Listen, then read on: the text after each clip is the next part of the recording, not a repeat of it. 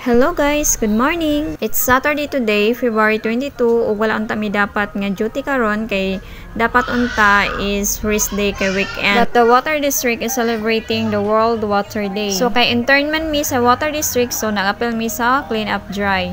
But before mi nag-adto sa mga DPL station sa Water District, so diri sa mi sa office lingkod-lingkod o while waiting sa mga uban workers nga mga boss. By the way, gito nga dahil sa mga general manager, no, ang uban nga mga workers is tuwa sila sa uban nga barangay. Kami pod nga mga taga-office, lahi pod mi. So, bali, ang every department is lain og barangay nga ma-assignan. Og naganon sa gahapon nga magdala daw ko nami og mga silhig, daspan, or sako baka ha para nami magamit sa pagpanlimpyo.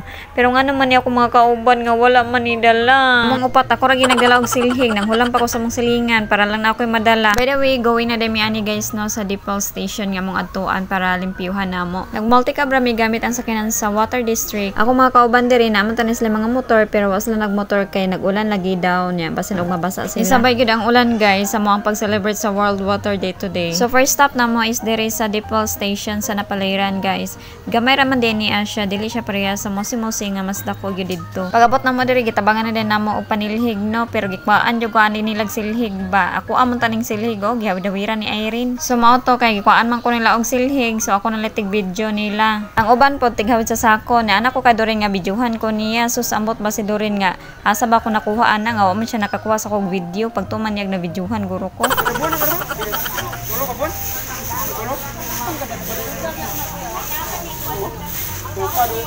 Hoy Robby, ma-absorb.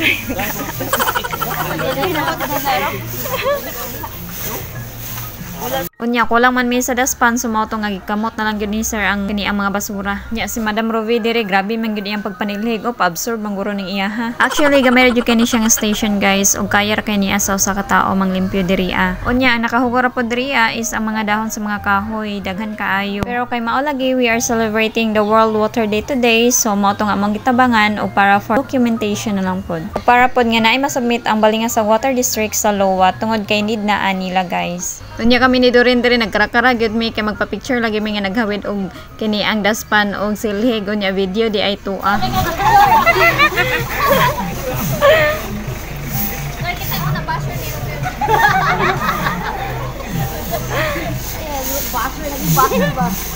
Unya grabe nang pangatawa kay si Rowie gusto niya magpa-video nga while nanilhig siya unya binuangan namo siya nga kami ang first basher niya pag-upload niya sa iyang video. So after na mo nang limpyo dito sa Napaliran guys namalhimi diri sa Mambayaan at bang ramin hinuon kayo ang Mambayaan og ang Napaliran pero ang kining Mambayaan is sudunon lang gyud siya pero pareha sila sudunong gyapon ang Napaliran. Ang Mambayaan lang guys is padulong ni siya sa dagat while ang Napaliran pabukid. Nya giulan na pud ay mi ani no di lang kay halata di kay maklaro sa video pero gaulan na gyud siya guys medyo kusog na pagyud na wa pagyud may mga dala nga mga payong naay nagdalag payong pero gamay ra gyud. Medyo na traffic mi diri nga side kay naay nag-celebrate. I don't know kung sa tuwa pero nakita na mo nga nay mga librong ipanghatag. Nya diri ade mi nang limpyo sa dapin silang dagat no sa Mambayaan.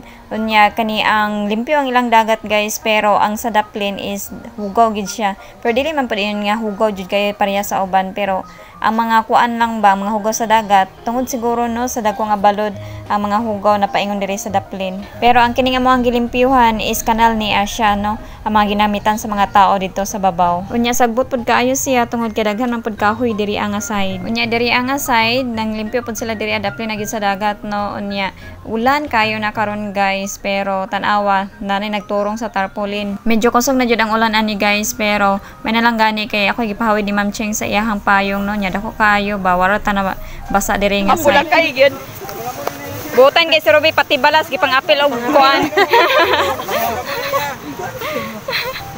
Alam ko sa